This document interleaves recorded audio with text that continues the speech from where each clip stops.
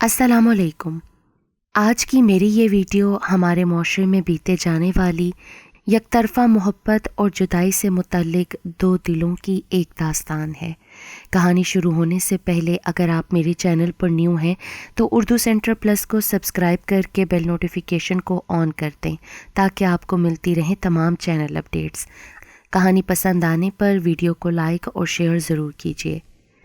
ایک روز میں اپنے گھر کی چھت صاف کرنے گئی۔ گلی میں جھانکا تو نیچے ایک نوجوان کو دیکھا۔ وہ ہمارے گھر کے دروازے پر کھڑا تھا۔ حیران ہو گئی کہ یہ کون ہے۔ نیچے آئی تو امی نے بتایا کہ ہمارے مکان کے پورشن میں نئے کرائے دار آ رہے ہیں۔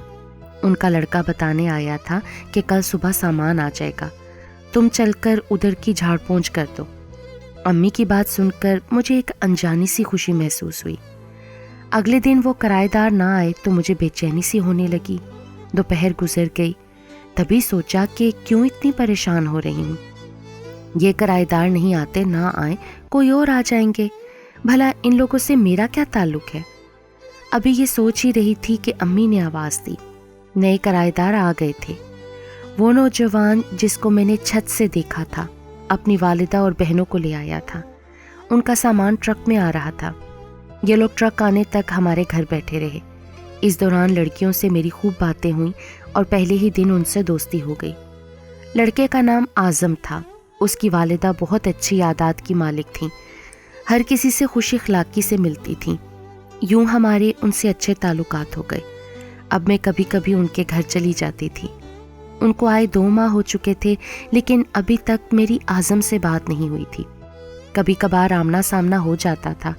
وہ بلا ضرورت گھر میں نہیں ٹھہرتا تھا۔ مہمان خواتین بیٹھی ہوتی تو وہ گھر میں آتا ہی نہیں تھا۔ وقت گزرتے دیر نہیں لگتی، پلک جھپکتے 4 برس بیت گئے۔ میرے دل میں ایک کسک سی جاگتی تھی کہ کاش کبھی اعظم مجھ سے بات کرے، میرا نام ہی پوچھ لے، مگر وہ تو اس قدر محتاط تھا جیسے میں مالک مکان کی بیٹی نہیں کسی اور جہاں کی مخلوق تھی۔ خیر، کبھی کبھی دل کی مراد بر آتی ہے، یہ اللہ کے کرم سے ہوتا ہے۔ اعظم کی ماں مجھ کو پرکھ رہی تھی۔ میں نہیں جانتی تھی کہ ان کے دل میں کیا ہے، لیکن ایک روز جب انہوں نے اس کے لیے میرا ہاتھ مانگا تو پتہ چل گیا کہ وہ مجھے پسند کرتی ہیں۔ البتہ یہ علم نہ تھا کہ اعظم کے دل میں میرے لیے کیسے جذبات ہیں، کیا وہ بھی مجھے پسند کرتا ہے یا نہیں۔ امی نے اعظم کو اچھی طرح پرکھا۔ وہ گریجویٹ تھا، کمپیوٹر کورسز کرتا تھا۔ میرے والدین نے کچھ سوچ بچار کے بعد اس رشتے کو منظور کر لیا اور بات پکی ہو گئی۔ میں تو ان دنوں بہت خوش تھی۔ میں نے جب چھت سے پہلی بار اعظم کو دیکھا تھا، نہ جانے کیوں تبھی وہ میرے دل کو بھا گیا تھا۔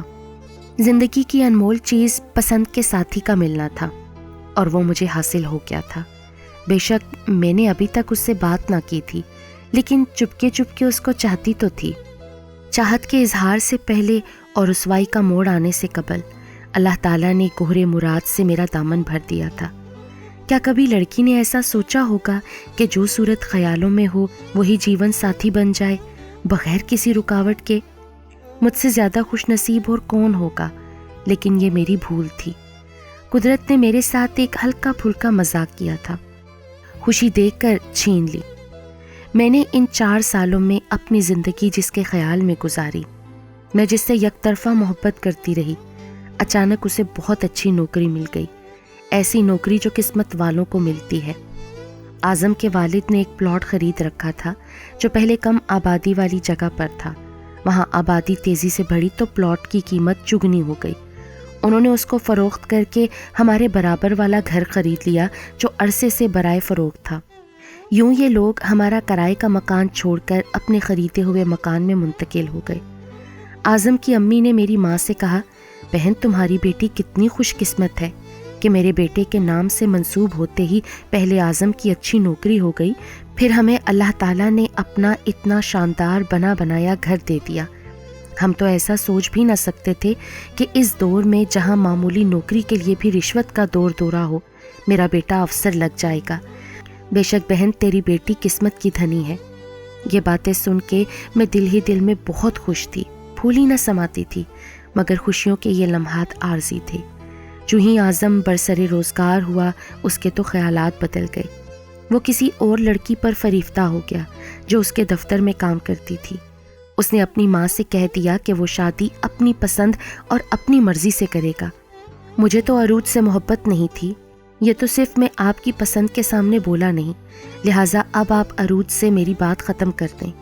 ان دنوں ہماری منگنی کی تیاری ہو رہی تھی کہ اس کی والدہ نے امی کو آ کر کہا کہ بہن تم بات ختم سمجھو، میرا بیٹا آپ کی بیٹی سے منگنی کرنے سے انکار کر رہا ہے، ہم نے اسے بہت سمجھایا ہے، وہ ہماری بات نہیں مانتا۔ امی کو دکھ تو ہوا، لیکن لڑکی کی ماں خاموشی اختیار کرنے کے سوا اور کیا کر سکتی تھی۔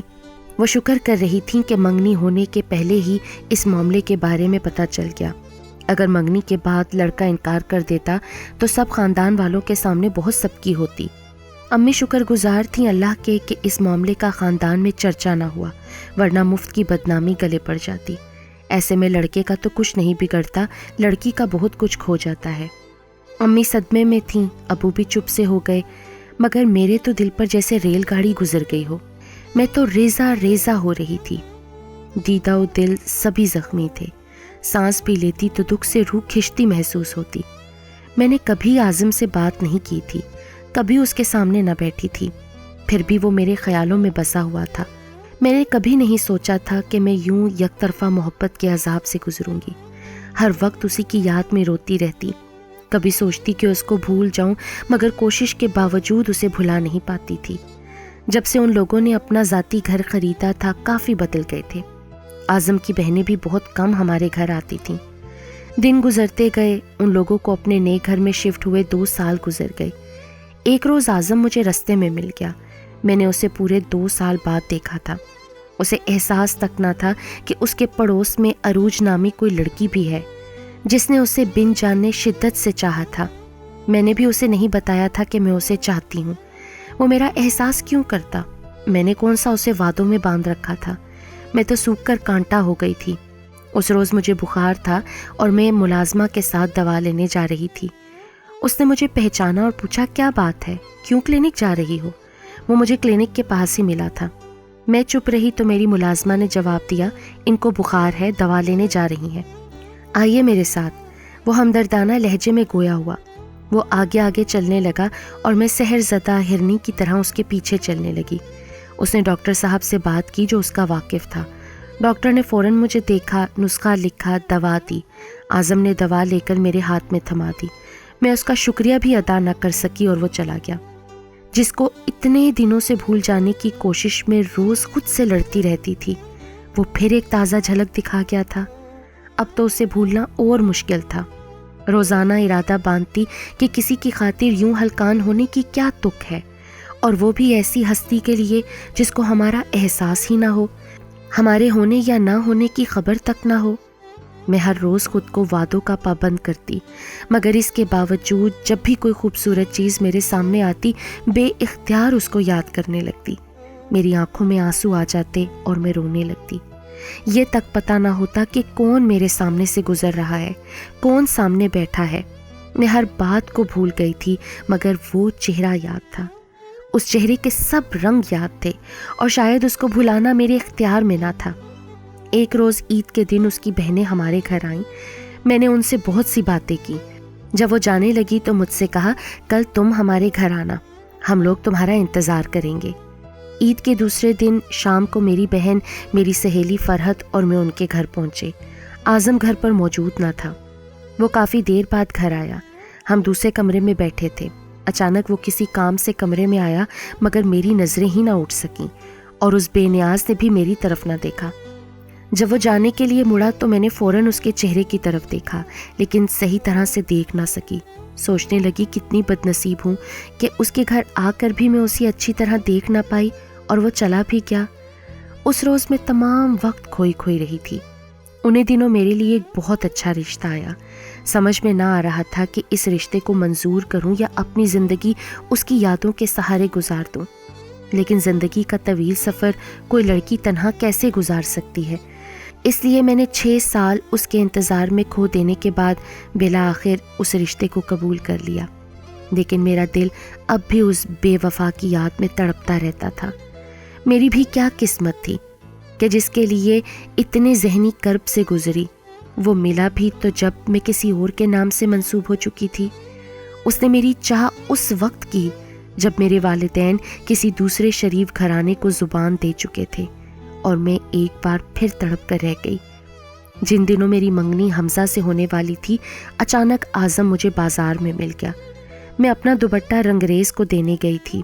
اس نے مجھے آواز دی، میں نے مڑ کر دیکھا تو بس دیکھتی رہ گئی۔ اس نے کہا، عروج، مجھے تم سے ایک بات کرنی ہے، ادھر آؤ۔ وہ مجھے ایک طرف لے گیا، قریب ریسٹورانٹ تھا۔ اس نے کہا، یہاں چائے پیتے ہیں اور تم سے 2-4 ضروری باتیں بھی کرنا ہے۔ بہت دنوں سے سوچ رہا تھا کہ کیسے بات کروں، آج موقع ملا ہے۔ میں دم بخود تھی، جیسے کسی نے مجھ پر جادو کر دیا ہو۔ زبان گنگ ہو گئی، آنکھیں اس کی طرف دیکھنے کی جرت نہیں کر پا رہی تھیں۔ ہم دونوں ریسٹورانٹ کے کونے میں پڑی میز کے گرد جا کر بیٹھ گئے، جہاں تنہائی اور نسبتاً روشنی کم تھی اور آس پاس لوگ بھی نہ تھے۔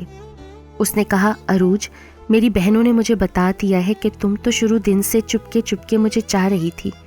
میری ماں کی بھی یہی خواہش تھی کہ میں تم سے شادی کروں، مگر اس وقت نادانی میں نے ماں کی آرزو کو ٹھکرا دیا۔ مجھ سے بڑی غلطی ہوئی۔ ایک اور لڑکی کو شریک حیات بنانا چاہا تھا، لیکن وہ تو دولت کی پجاری تھی، میرے قابل نہ تھی۔ میں چاہتا تھا کہ تم سے معافی مانگوں۔ عروج، کیا تم مجھے معاف کر سکتی ہو؟ مجھ سے بہت بھول ہو گئی ہے کہ تم جیسی اچھی لڑکی کو ٹھکرا کر میں کنکر کے پیچھے ہو لیا تھا۔ اب میں تمہیں اپنانا چاہتا ہوں۔ کل امی تمہارے گھر دوبارہ رشتے کے لیے آئیں گی، تمہارے والدین سے معذرت کریں گی، تم انکار مت کرنا، مجھے میری بھول کی سزا مت دینا۔ وہ کہہ رہا تھا اور میں سن رہی تھی، وہ بات جس کو سننے کو میرے کان ترستے تھے، مگر کہی بھی تو کس موڑ پر؟ اب میں اسے کہتی بھی تو کیا کہتی کہ جس کو پانے کے لیے اللہ کے حضور دعائیں کی، جس کو بھلانے کے لیے خود سے لڑی، دل سے منتیں کی، مگر میں نہ اس کو پا سکی اور نہ بھلا سکی، اور اب کتنی مجبور تھی۔ اسے یہ بھی نہ کہہ سکی کہ میری تو اسی سموار کو منگنی ہونے والی ہے، ایک ایسے شخص سے کہ جس کو میں نے دیکھا تک نہیں۔ میری خاموشی سے اس نے جانا کہ میں نے اسے معاف کر دیا ہے، اس کی منت سماجت قبول کر لی ہے، اور میری آنکھوں میں چمکتے آنسو شاید خوشی کے آنسو ہیں۔ جب اس کی امی اگلے روز آئیں اور دوبارہ رشتے کی بات کی تو میری امی کا موڈ آف ہو گیا۔ انہوں نے کہا، بہن، یہ کوئی گڈے گڑیا کا کھیل نہیں ہے، آج ہاں کر دی، کل نہ کر دی، پھر جی میں آیا تو دوبارہ تعلق جوڑنے بیٹھ گئے۔ یہ بیٹی کا معاملہ ہے، ہماری بیٹی کا رشتہ ایک شریف گھرانے میں طے ہو چکا ہے، اور اب ہم ان کو منع نہیں کر سکتے۔ آنٹی کو ایسے جواب کی توقع نہ تھی، وہ بڑی امید لے کر آئی تھیں اور منہ لٹکا کر چلی گئی۔ میری منگنی حمزہ سے ہو گئی اور 1 ماہ بعد شادی ہو گئی۔ میں ایک متوسط گھرانے کی مشرقی لڑکی تھی، منہ پر تالے لگا کر پیدا ہوئی تھی۔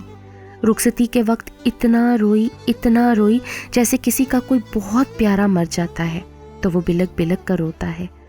حمزہ ایک اچھے انسان ہیں، انہوں نے مجھے کبھی کوئی دکھ نہیں دیا، لیکن میرے دل میں ایک خلش رہتی ہے۔ اے کاش اعظم میری منگنی سے چند دن پہلے اپنا مدعا مجھ سے نہ کہتا، تو آج بغیر اس خلش کے زندگی بسر ہوتی جسے دل کا داغ کہتے ہیں۔ سنا تھا کہ میری شادی والے دن اعظم بہت اداس تھا، دوست اسے گھمانے پھرانے، اس کا دل بہلانے لے گئے تھے۔ پہلے جو میرا حال ہوتا تھا اب وہی اس کا حال ہے۔ اس کی بہنیں باتوں باتوں میں اس کا احوال سنا جاتی ہیں، کہتی ہیں کہ نہ جانے اب کون کرے گا اس کی مسیحائی۔ تب میں سوچتی ہوں کہ جب وہ خود مسیحا تھا تب کیوں نہ کی تھی مسیحائی۔ اب ایسے بیمار کی دوا کون کرے جو خود اچھا نہ ہونا چاہے۔ حمزہ کو میرے امی ابو بہن بھائی سبھی بہت اچھے لگتے ہیں، وہ میرے ماں باپ سے مل کر خوش ہوتے ہیں، مجھ سے زیادہ میرے میکے کی طرف دوڑتے ہیں۔ ناچار مجھے جانا پڑتا ہے اور میں دعا کرتی جاتی ہوں کہ اللہ کرے اعظم ہماری گلی میں موجود نہ ہو، اللہ کرے وہ مجھے کبھی نظر نہ آئے، اللہ کرے اسے کبھی میں دکھائی نہ پڑوں۔ کبھی تو یہ دعا قبول ہو جاتی ہے اور کبھی نہیں ہوتی۔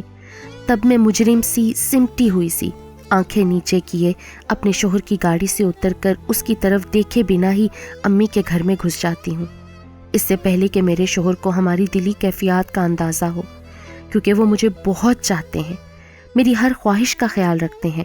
میں کبھی بھی نہیں چاہوں گی کہ ان کو میری طرف سے کوئی تکلیف ہو۔ میری یک طرفہ محبت اور دل کی بربادی میں بھلا میرے شوہر کا کیا قصور ہے؟